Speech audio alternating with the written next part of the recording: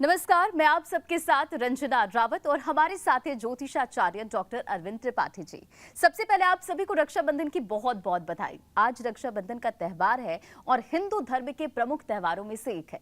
यह त्योहार भाई बहन के रिश्तों को प्यार की डोर से बांधता है। रक्षाबंधन का ये त्योहार हर साल श्रावण मास की पूर्णिमा के दिन बहुत ही धूमधाम से मनाया जाता है और इस दिन बहनें अपने भाई की कलाई पर राखी बांधती है, उसकी लंबी उम्र और सुख समृद्धि की कामना करती है। और इसी पर हमारा खास कार्यक्रम पेश है, कच्चे धागों का बंधन। और हमारे साथ पंडित जी मौजूद हैं जो हमें बताएंगे कि इस बार का रक्षाबंधन क्यों खास है और शुभ मुहूर्त क्या है। पंडित जी, आपका इस कार्यक्रम में बहुत बहुत स्वागत है और धन्यवाद। कार्यक्रम की शुरुआत करेंगे पंडित जी। और सबसे पहले आप हमें बताइए कि शुभ मुहूर्त क्या है। जी रंजना, सबसे पहले समस्त देशवासियों को रक्षाबंधन की हार्दिक बधाई, बहुत बहुत शुभकामनाएं।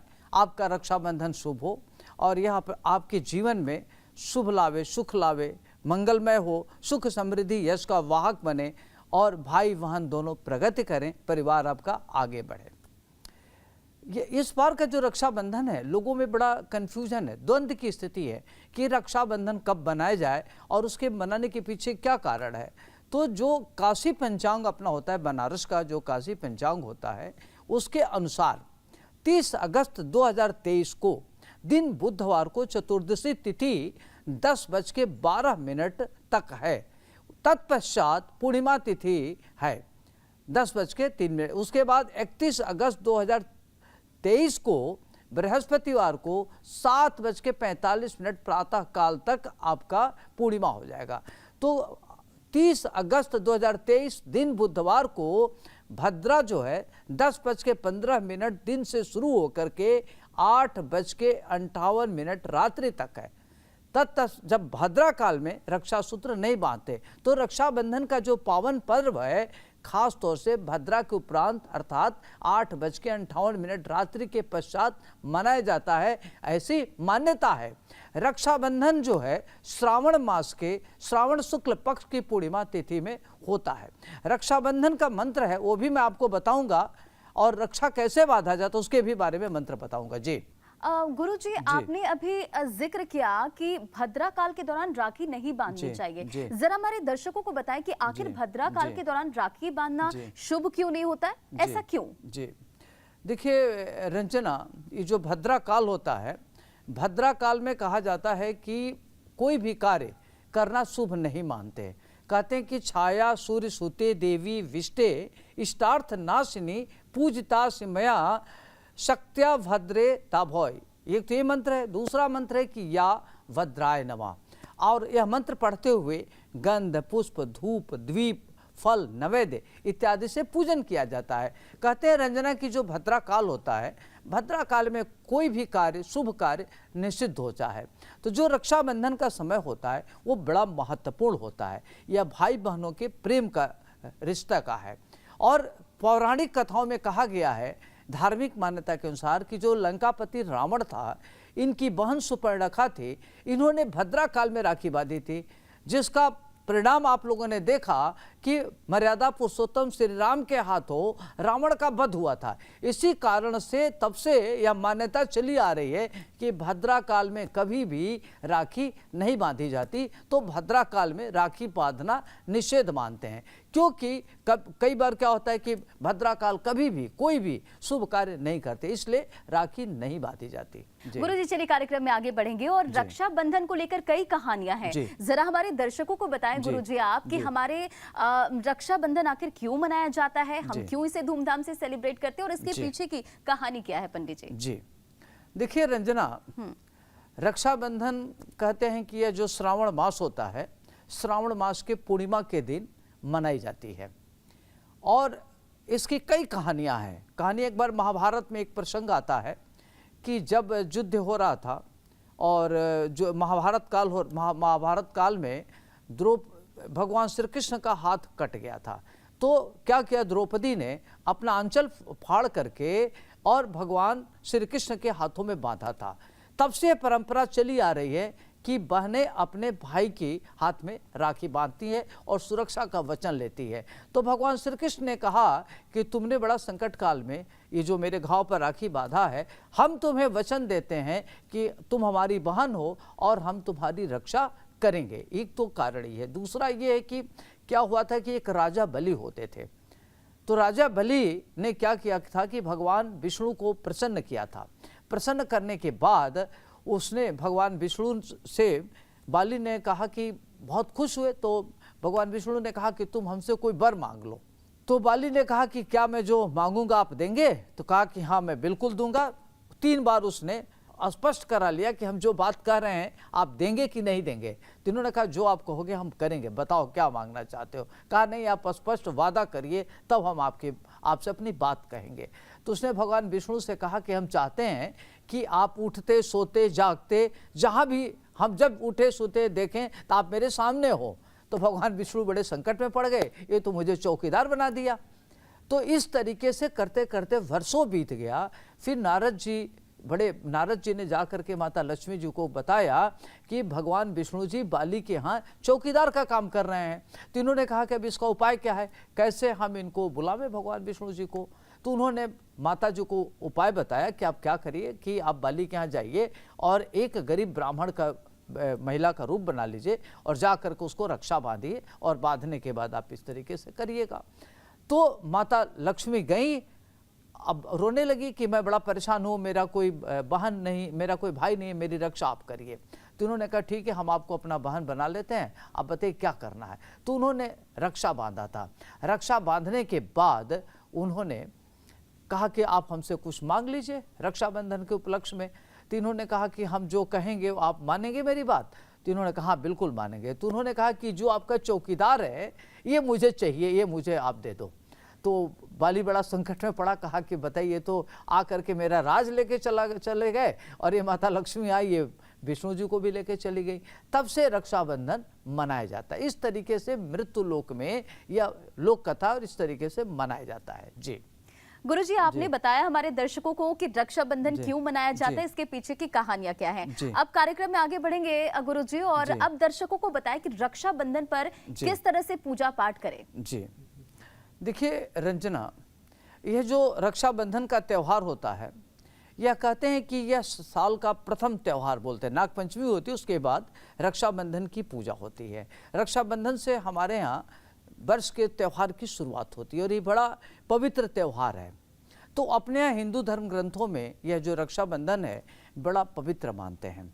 और इसमें क्या करते हैं कि बहनें एक थाल लेती हैं और थाल में रोली डाल लेती हैं, गुड़ लेती हैं, सिंदूर लेती हैं। अपने भाई को तिलक लगाने के लिए तिलक के जैसे अक्षत ले लिया, गुड़ ले लिया, दही ले लिया, केसर ले लिया और ले करके फिर वो पूजा करती हैं। और पूजा करके भगवान श्री गणेश की पूजा करने के बाद वो क्या करती कि अपने भाई को तिलक लगाती हैं और तिलक लगा करके अपने भाई की हाथों में रक्षा बांधती है। और अपने जीवन की रक्षा बांधने के साथ साथ यह केवल रक्षा सूत्र नहीं है, यह रक्षा करने के एक वचन होता है। तो वो क्या करती हैं कि रक्षा का वचन लेती हैं और वो अपने भाई का साथ देती है, भाई अपने बहन का साथ देता है। दोनों में आपसी प्रेम का ये त्यौहार है और भाई बहन का प्रेम का त्यौहार है। तो उसमें क्या करते हैं कि हम गणेश जी की पूजा करते हैं और बहन कुमकुम है, चावल है, गुड़ है, दही है, हल्दी मिला करके तिलक लगाती हैं और प्रभु से प्रार्थना करती हैं कि हे प्रभु, हमारे भाई को आप सुरक्षित रखिए, इनकी रक्षा करिए, इनको किसी प्रकार का कोई संकट ना आवे और ये हमेशा हमारा ध्यान रखें। तो इस तरीके से ये करते हैं। और रक्षा सूत्र बांधने का मंत्र भी होता है। तो मंत्र है, दाहिने कलाई में जब ये रक्षा सूत्र बांधती हैं तो मंत्र बोलती हैं, ए नबद्धो वली राजा दान वेंद्रो महाबला तेम त्वाम प्रतिबद्धामि माचल माचल माचल। इस तरीके से इस मंत्र को पढ़ते हुए वह अपने भाई के लिए प्रभु से प्रार्थना करते कि मेरा भाई सुरक्षित रहे, स्वस्थ रहे, सुखी हो, समृद्धवान हो, ऐश्वर्यवान हो। जब ताकतवर होगा तभी तो अपनी बहन की रक्षा करेगा। तो वो बहन मतलब अपनी चाहती है किस तरीके से मेरा भाई अच्छा हो। जी वाकई गुरुजी, देखिए जब हम बहनें भाई की कलाई पर राखी बांधते हैं तो हम चाहते कि जो हमारा भाई हो उसे सुख जी। समृद्धि की प्राप्ति हो। जी। तो राखी बांधते समय ऐसा क्या करे कि भाई धनवान हो जाए और उसे किसी चीज की कमी ना हो, जरा ये भी दर्शकों को बताएं गुरुजी। जी, देखिए रंजना, जब भी राखी हम बांधते हैं तो यह चूँकि साल का प्रथम त्यौहार होता है, सावन का महीना होता है। सावन का महीना खास तौर से भगवान भोलेनाथ का दिन होता है और जो सावन की पूर्णिमा होती है उस दिन सत्यनारायण भगवान की पूजा होती है। पूजा के साथ साथ घर में सुख समृद्धि ऐश्वर्य की जाती है। और रक्षाबंधन में अगर हम रंगों के त्यौहार के हिसाब से, जैसे मान लीजिए कि मेष राशि से लेकर मीन राशि तक के जो जातक हैं, अगर उनको उसी कलर का अगर बहन अपने भाई की कलाई पर अगर राखी बांधती है तो बड़ा फायदेमंद होता है, रंगों का बड़ा प्रभाव पड़ता है। तो ध्यान रखना चाहिए कि बहन अपने भाई को राशियों के हिसाब से अगर राखी बांधती है, राशियों के हिसाब से अगर तिलक लगाती है और भाई अपनी बहन को राशियों के हिसाब से गिफ्ट करता है तो उनका पूरा वर्ष बड़ा अच्छा होता है। वर्ष में खुशी मिलती है, सुख समृद्धि मिलती है, आपसी प्रेम होता है, तो ये बड़ा अच्छा होता है। तो हम आपको बताएंगे कि उसमें किस कलर की राखी बांधे, क्या करें, सब हम आपको बताएंगे। गुरुजी, जब हम अपने भाइयों को राखी बांधते हैं उनकी कलाई पर तो हमारी कामना यही होती कि भाई को सुख समृद्धि मिले। तो जरा हमारे दर्शकों को बताएं कि राखी बांधते समय ऐसा क्या करें जो भाई धनवान हो और उसे किसी चीज की कमी ना हो। जी, देखिए रंजना, यह जो त्योहार होता है राखी का बड़ा महत्वपूर्ण होता है। तो इसमें क्या करना चाहिए कि राखी बांधने के समय कुछ ऐसे उपाय करें जिससे भाई के लिए अच्छा रहे, भाई को किसी प्रकार की धन की कमी ना हो, भाई उत्तरोत्तर आगे बढ़े, प्रगति करे। तो उसके लिए क्या करना है कि बहनें क्या करें, अपने भाई को खाली हाथ राखी बांधते हैं जो गलत है, ऐसा परंपरा है। लेकिन राखी बांधते समय क्या करना चाहिए कि भाई का हाथ भरा हुआ हो। इसलिए बहनें क्या करती हैं, अपने भाई के हाथ में नारियल रखती हैं और भाई नारियल पकड़ता है और बहन राखी बांधती हैं।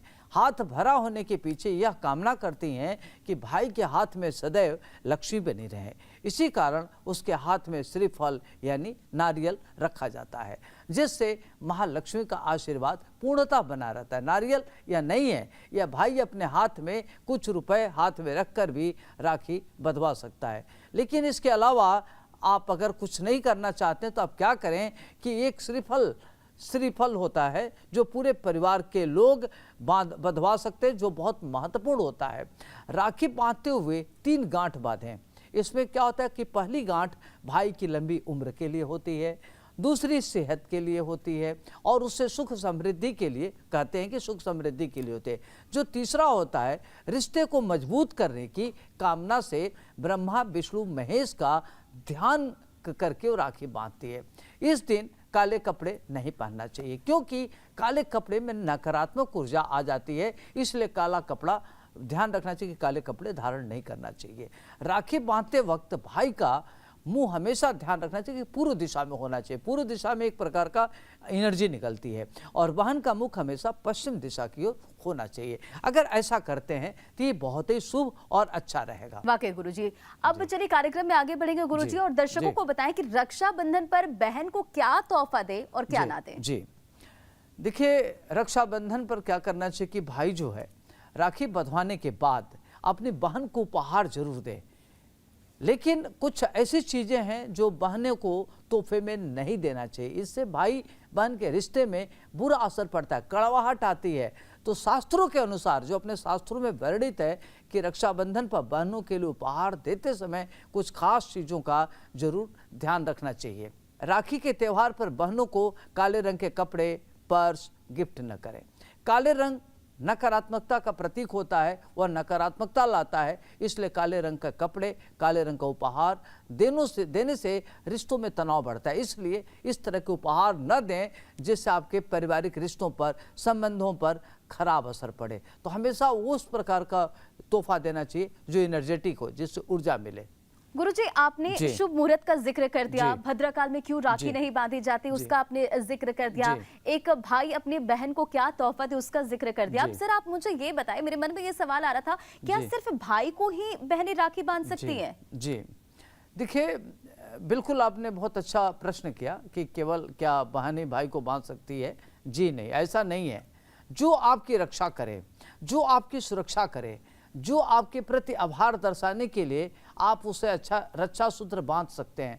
जैसे भगवान श्री कृष्ण ने जो युधिष्ठिर से कहा था कि रक्षाबंधन का त्यौहार अपनी सेना के साथ मनाओ, उससे पांडवों और उसकी सेना की रक्षा होगी। वैसे तो खासकर रक्षाबंधन पर राखी बहन अपने भाई को ही बांधती हैं, लेकिन कई बार क्या होता है कि ब्राह्मण, गुरु, वृक्ष और पिता को भी राखी बांधी जाती है, क्योंकि इनसे आपकी सुरक्षा होती है। ये आपके समय समय पर मार्गदर्शन करने का काम करते हैं। सुरक्षा का मतलब ये होता है कि जो आपको ज्ञान दे, जो आपको हर तरीके से आपकी सुरक्षा करे। तो कई बार गुरु हैं, माता पिता हैं, वो भी ब्राह्मण हैं, ये भी आपको ज्ञान देते हैं। वृक्षों से आपको लाभ मिलता है, पिता की सुरक्षा बहुत जरूरी है, तो आप उनको भी राखी बांध सकते हैं। यानी कि रक्षा सूत्र जो है आप ब्राह्मणों को बांध सकते हैं, गुरु को बांध सकते हैं, वृक्षों को और पिता को भी बांधी जाती है। यानी कि जो आपकी रक्षा कर सके उन्हें ये रक्षा सूत्र बांधी जा सकती है। गुरु जी, चलिए कार्यक्रम में बढ़ेंगे गुरु जी आगे, और जरा ये बताएं कि रक्षाबंधन को छोड़कर ऐसा कौन सा त्यौहार है जो कि भाई बहन के प्यार को दर्शाता है? जी देखिए, जो रक्षाबंधन की त्यौहार है, उसी प्रकार से ठीक एक दूसरा त्यौहार भी है जो कि भाई बहन के प्यार को दर्शाता है। वो क्या है? उस त्यौहार का नाम है भैया दूज।